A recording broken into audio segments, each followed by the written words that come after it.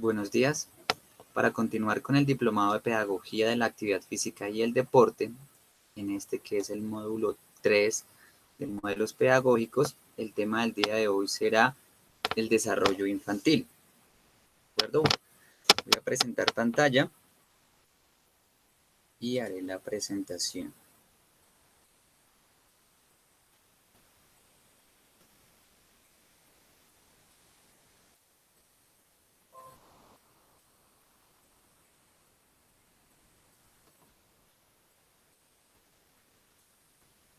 De acuerdo.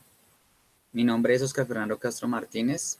Soy magíster en Ciencias y Tecnologías del Deporte y la Actividad Física, profesional en Ciencias del Deporte y la Educación Física. Tengo 10 años de experiencia en el área de macrogimnasia y desarrollo motor en un preescolar. Soy entrenador de gimnasia y cheerleading y el día de hoy vamos a presentar la temática del desarrollo infantil. ¿De acuerdo?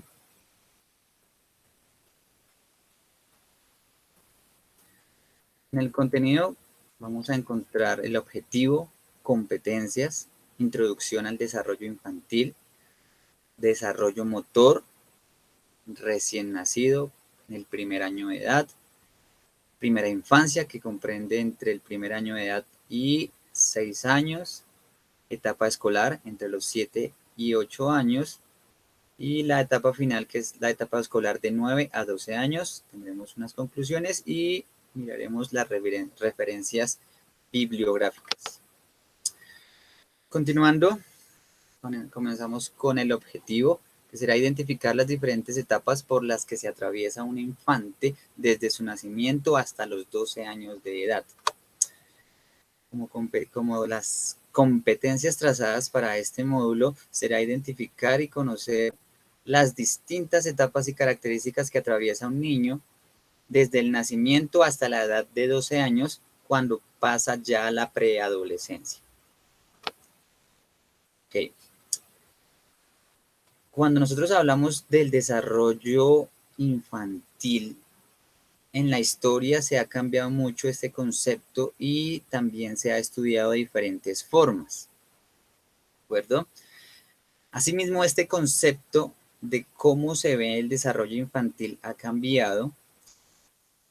También va hacia la opinión que ha tenido la sociedad hacia el niño y cómo representa un lugar en la sociedad. Durante el siglo XVIII se les consideraba a los niños como seres a los cuales se les tocaba hacerles una reforma, porque los padres estaban basados en una educación religiosa.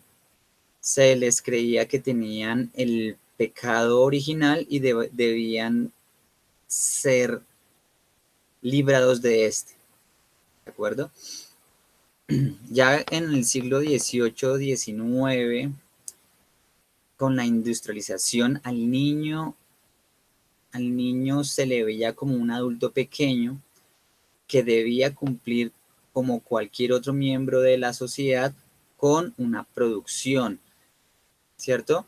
Todo lo que ellos veían como juego, como recreación, era una pérdida de tiempo, era improductivo. En estos siglos, el protestantismo, la ilustración, se le dio lugar al descubrimiento de la infancia.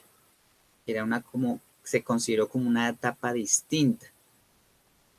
Y se planteó un tratamiento educativo diferenciado para estas edades.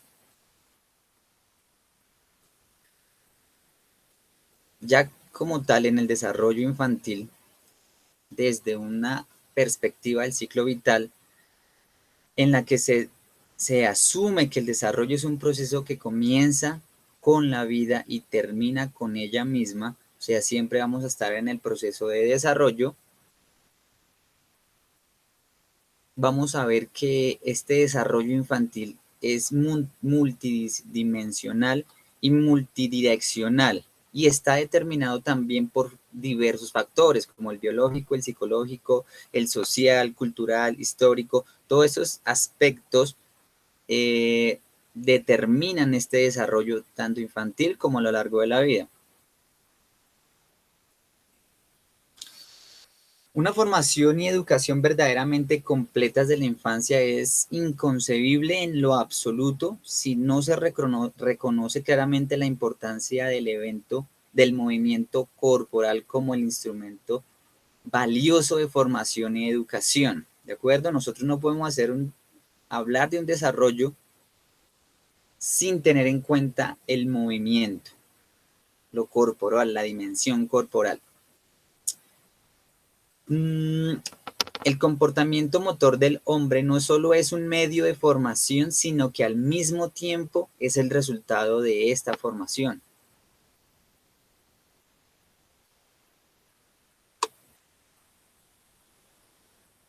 Bueno, vamos a iniciar con esta primera etapa que es la del recién nacido. El recién nacido de la especie humana llega al mundo desprovisto de casi todos los recursos motrices comparado con las demás especies, ¿cierto? No dispone de ningún movimiento coordinado que le permita confrontarse por sí mismo a un mundo e imponerse en el mismo mundo, ¿cierto? Entonces, las características de los movimientos que tienen los recién nacidos es que no levantan la cabeza prolongadamente, no puede girar horizontalmente, no existe una coordinación entre los ojos y los párpados, ¿cierto? Los que hemos tenido oportunidad de interactuar con niños de esta edad, pues podemos dar fe de lo que hemos estado hablando. Los únicos movimientos, reflejos y más importantes que tiene un niño al nacer es el gritar y el succionar. Son de vital importancia para la supervivencia. Obviamente hay otros reflejos, como se encuentran los reflejos táctiles, los reflejos de protección a los ojos, reflejos del susto cuando escuchan un ruido, ¿cierto? Entonces, ¿qué vemos?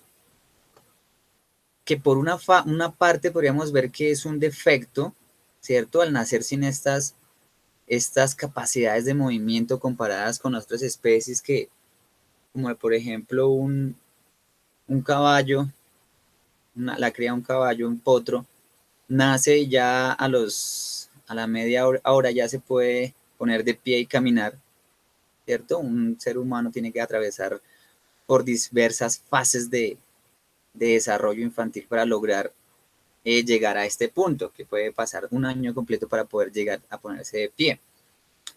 Este efecto del cual hablamos, que podría llamarse así como efecto, a la vez es una premisa de una capacidad ilimitada de desarrollo de movimientos, de habilidades. ¿Por qué? Por la gran plasticidad que tiene la corteza cerebral del ser humano. Esta posee facultades de adaptación y aprendizaje en cuanto a la precisión, complejidad y diferenciación de acoplamiento. Estas elevan considerablemente el desarrollo motriz muy por encima de otro ser, muy por encima de las habilidades de otros seres. Es decir, otras especies, digamos como los felinos, saben saltar, correr, de pronto rodar. Nosotros humanos podemos adaptarnos a diferentes ejercicios y habilidades que ellos ya tienen, pero las tienen limitadas, ¿de acuerdo? Pasamos a la siguiente etapa, que es el primer año. Dentro de este primer año vamos a observar un acelerado desarrollo que nunca más en la vida de este ser humano se va a repetir. Estamos hablando en la velocidad del desarrollo, esta aceleración que tiene el desarrollo. ¿De acuerdo? Siempre va a haber un desarrollo, pero nunca se va a ver tan marcado como en esta etapa. Entonces, desde el recién nacido que no tiene casi movimientos coordinados, se convierte en una persona pequeña con movimientos ya ordenados. Entonces ya es capaz de levantarse sin ayuda, comienza de manera progresiva a controlar su nuevo cuerpo, porque tenemos que tener en cuenta que cuando nacemos, la vida nos da un cuerpo y ese cuerpo no lo sabemos manejar, lo estamos estrenando. Entonces vamos a hacer como un ejemplo cuando nosotros nunca habíamos tocado un videojuego donde tenemos que manejar a una persona y tenemos muchos botones en ese control, ¿cierto? En ese joystick. Tenemos que saber para qué sirve cada botón, ¿cierto? Un recién nacido está aprendiendo a eso. Él no sabe manejar su cuerpo, hasta ahora está mirando cuáles son las conexiones neuronales que hacen que suban este brazo, que se mueva esta pierna, ¿ok? ¿Cierto? Entonces por eso se habla de que el recién nacido está estrenando un cuerpo. Entonces ya cuando estamos en el primer año ya conoce esos botones, ya sabe manejar algunas partes de su cuerpo y comienza a conquistar su medio ambiente. Entonces los principales resultados obtenidos en este primer año es ya la posición erguida, la locomoción de diversas formas. ¿Cuáles serían estas diversas formas? Arrastrarse, gatear, ¿cierto? En algunas ocasiones, que es en la mayoría de los casos, hablamos ya de los primeros pasos libres.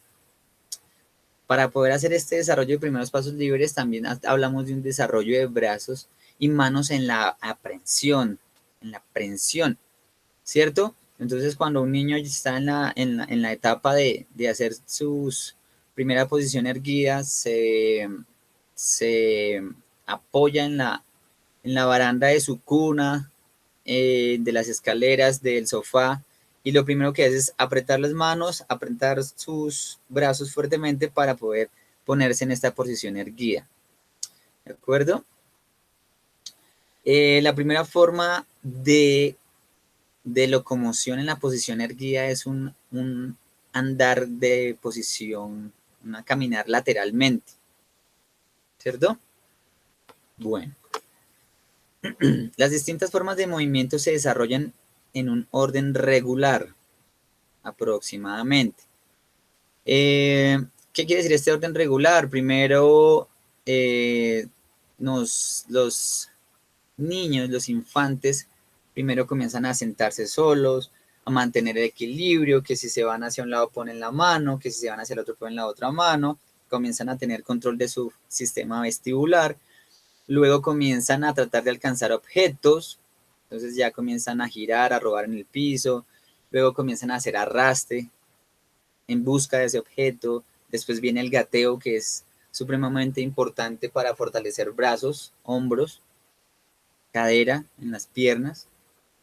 Luego viene ya la que es la posición erguida, ¿cierto? Estas diferencias individuales en cuanto al orden más o menos regular que llevan los niños se ven influenciadas por el medio ambiente, ¿de acuerdo? Entonces, si algún niño crece en un lugar supremamente abierto, donde no tiene objetos de donde aferrarse para buscar la posición erguida, le va a quedar un poco más difícil, complicado buscar esa posición erguida, ¿cierto?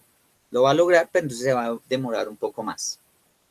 Entonces, así es como nuestro ambiente define este orden regular de las formas de movimiento en el primer año de edad y pues en todo el desarrollo de los niños, ¿cierto? Cuando ya pasamos a la etapa de la primera infancia, que también se le habla como el preescolar de 1 a 6 años, el desarrollo motor de esta etapa sigue siendo rápido y variado, pero no a la velocidad del primer año, ¿de acuerdo? Sigue siendo rápido, pero los cambios más significativos son en la etapa anterior.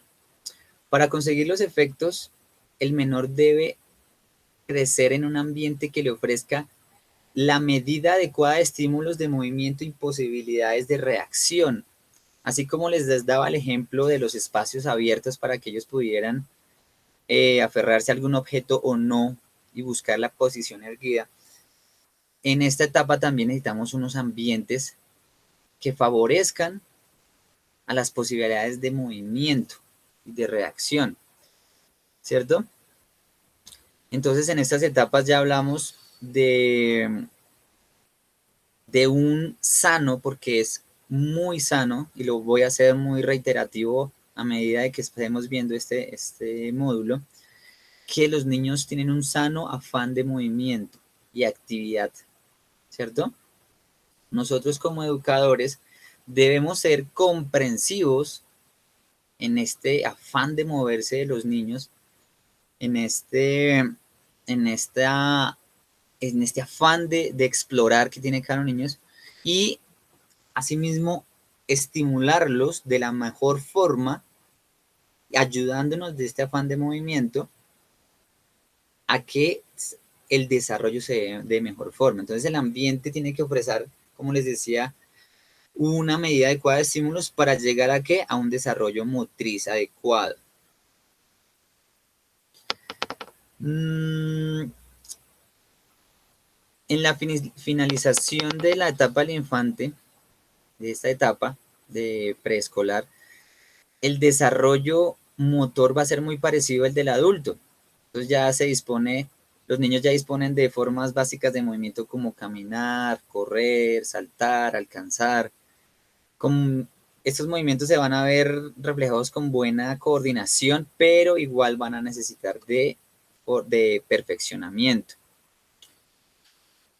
Los niños en estas edades no son consecuentes ni constantes con sus acciones. Ellos se distraen con mucha facilidad. Ellos, si estamos haciendo una actividad, ellos van a perder la atención con cualquier ruido, cualquier movimiento de objeto o persona. Ellos van a estar pendientes de la novedad. Por lo tanto, las actividades deben ser variadas para no agotar la capacidad de concentración de los infantes. Dentro de las actividades que nosotros hacemos con estos infantes, la sensación de éxito desempeña un papel positivo, supremamente importante. Por eso es que nosotros debemos halagar, felicitar cualquier cualidad, movimiento que hagan nuestros niños. ¿Por qué? Porque va a ser un placer volver a repetirlos y lograrlos. Y de esta manera estos movimientos se van asegurando y automatizando, ¿cierto? Entonces, ¿qué hacemos? Vamos a propiciar una acumulación de experiencias motores para formar la memoria motriz, supremamente importante. Es muy importante proponer ejercicios diferentes. Casi siempre en nuestra vida adulta vamos a caminar hacia adelante. En algún momento vamos a caminar hacia atrás, pero casi nunca lo vamos a trabajar. En esta edad debemos trabajar todas las formas de movimiento para crecer, hacer crecer este cúmulo de experiencias motrices. ¿De acuerdo? Por el contrario, si nosotros vemos que los niños en los ensayos fracasan y no se vuelven a repetir y se dejan de lado, porque puede volverse a repetir en otro momento, pero solo por el hecho de que se fracasó y no lo volvimos a intentar, este movimiento será por perdido y también se olvidará y no existirán las experiencias motrices tan importantes para esta edad. ¿De acuerdo? Bueno, seguimos con la etapa escolar, ya desde los 6 a 9 años. En esta etapa será más difícil identificar claramente las distintas cualidades en el desarrollo de las destrezas, de las habilidades, ¿cierto? Bueno, esto se debe a que el desarrollo no se presenta en una sola dirección como ya se presentaba en las anteriores etapas. Ahora los factores se han hecho más diversos e intrincados. ¿Qué factores se pueden ser determinantes en la etapa escolar? Entonces podrían ser factores como los padres, gustos deportivos de los padres, tiempo que se le dedica de los padres o el mismo colegio, la institución, a la actividad física o artística. Todos esos son factores determinantes en la etapa escolar. Entonces, este desarrollo ya no va en una sola dirección, como decía, sino va cambiando a la medida de las posibilidades de nuestros niños. En esta etapa hay una evolución paulatina, progresiva, en la ejecución de los movimientos. Entonces los movimientos van a ser un poco más ajustados, más coordinados, ¿cierto? Eh, los movimientos van a ser más económicos. Ejemplo, cuando un niño está haciendo el lanzamiento de una pelota, un niño de la etapa de preescolar de 1 a 6 años, ¿sí? Cuando va a hacer el lanzamiento de una pelota va a hacer movimientos mucho más grandes, se le pone el objetivo de golpear un objeto, va a lanzar la pelota de mucho más grande, movimientos más amplios, 2, 3 pasos, corre, ¿cierto? En esta etapa ya va a haber una economía de movimiento. Ya en esta etapa va a ser más consciente del movimiento, va a querer hacer el movimiento, buscar el propósito del movimiento y cumplirlo, que es golpear el objeto con su pelota. El niño de preescolar se va a dar satisfecho con el hecho de que va a lanzar la pelota y esta sale de sus manos, ¿cierto? No importa si le golpeó el objeto o no. En esta edad ya el niño de 9 a 12 años va a querer cumplir el objetivo, que es golpear el objeto, ¿cierto?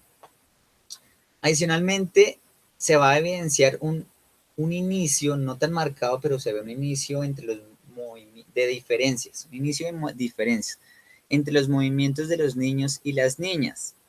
Por ejemplo, los lanzamientos de objetos, esto también influye su entorno cultural y social. Dentro de mi experiencia, los niños en la edad de preescolar tienen una mejor coordinación ojos-pies, una mejor coordinación visopodal, porque sus padres a los niños les trabajan más hacia la cultura del fútbol. Las niñas en esta edad ya comienzan a jugar más con sus muñecas, más con sus castillos, ¿cierto? Y se ve una marcada diferencia en la coordinación visopodal. No estoy generalizando, es un ejemplo de la evidencia de movimientos entre niños y niñas. Todo influye por su entorno cultural y social. Obviamente, si los padres de familia, los dos son fanáticos al fútbol y tienen una niña, esa niña va a tener más estímulos para jugar fútbol y mejor coordinación visopodal. Pero socialmente hablando, las niñas y los niños sí tienen diferencias en movimientos, ¿de acuerdo? Pero aclaro de nuevo y reitero, es por influencia cultural y social. En esta etapa van comenzando a presentarse las combinaciones de movimientos y estas presuponen diferentes cualidades de la coordinación, como es la anticipación y el acoplamiento, la adaptación, ¿cierto? Entonces, por ejemplo, en un salto seguido de una carrera, el infante, el niño o la niña, cuando hace el salto, tiene que anticipar el siguiente movimiento, que va a ser la carrera, tiene que adecuar su cuerpo para después realizar la carrera y adaptarse, ¿cierto? Ok. Bueno, pasamos a la etapa escolar de 9 a 12 años. En esta etapa, se alcanza ya la maduración casi completa de las habilidades motoras. Entonces el derroche de movimientos y el desenfreno impulsivo de la movilidad ya quedan un poco más atrás, se evidencia una marcada economía y funcionalidad de los movimientos, ¿cierto? Y como resultado va a ser una mayor agilidad y habilidad en estos infantes. Entonces va a haber mayor rapidez, mayor fuerza. Y por tal motivo, este periodo es una época idónea para el aprendizaje de todo tipo de movimientos. Entonces, pueden tanto movimientos como en la clase de educación física como en las escuelas de formación u otros escenarios. Entonces, si nosotros queremos enseñarles diferentes técnicas y ejercicios predeportivos o deportivos ya, esta etapa es idónea para esta enseñanza. Entonces, como se ve en la diapositiva, puede ser en la educación física, escuelas de formación de diferentes deportes, diferentes escenarios, pueden ser artísticos también, ¿cierto? Entonces, en esta etapa es perfecta para este aprendizaje. Kurt Meinel nos habla de que en esta etapa se evidencia la prontitud en el aprendizaje. Los niños aprenden mucho más rápido y se puede aprovechar en este tiempo.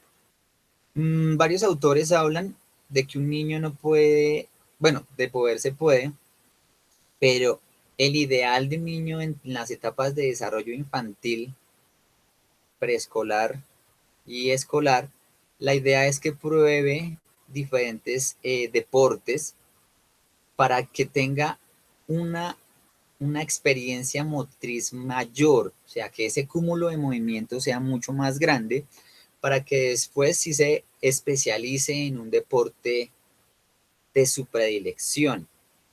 ¿De acuerdo? Bueno, con esto hemos terminado con el módulo de desarrollo infantil.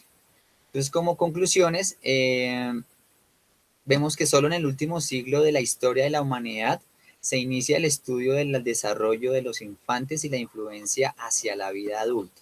O sea, antes de este siglo no se tenían en cuenta los niños, ya vimos cómo se tenían, cómo era la perspectiva hacia los niños, ¿cierto? Solo en este último siglo se inició este estudio. El desarrollo infantil es multidimensional, multidireccional y está determinado por factores biológicos, psicológicos, sociales, culturales e históricos. Por eso, cada niño va a ser diferente y los que hemos visto los principios del entrenamiento, ahí existe ese principio de la individualización, porque todos somos diferentes y es por todos estos factores que inciden en el propio desarrollo de un ser humano.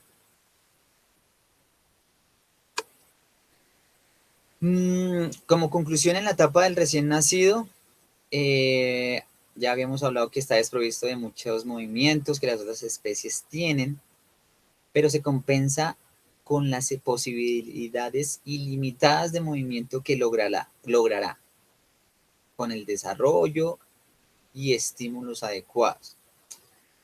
Durante el primer año surgirán la gran mayoría de movimientos que el individuo necesitará a lo largo de su vida.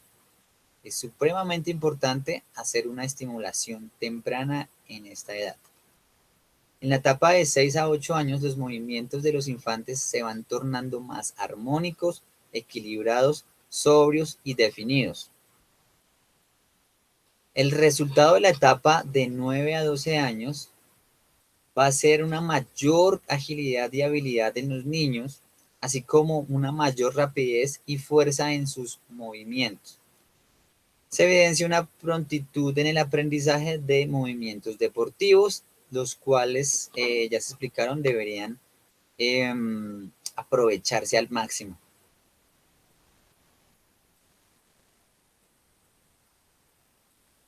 Estas son las referencias bibliográficas.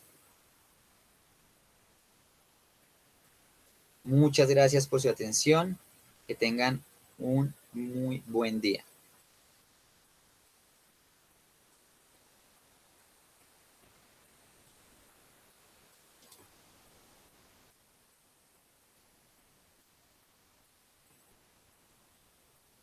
Hasta luego.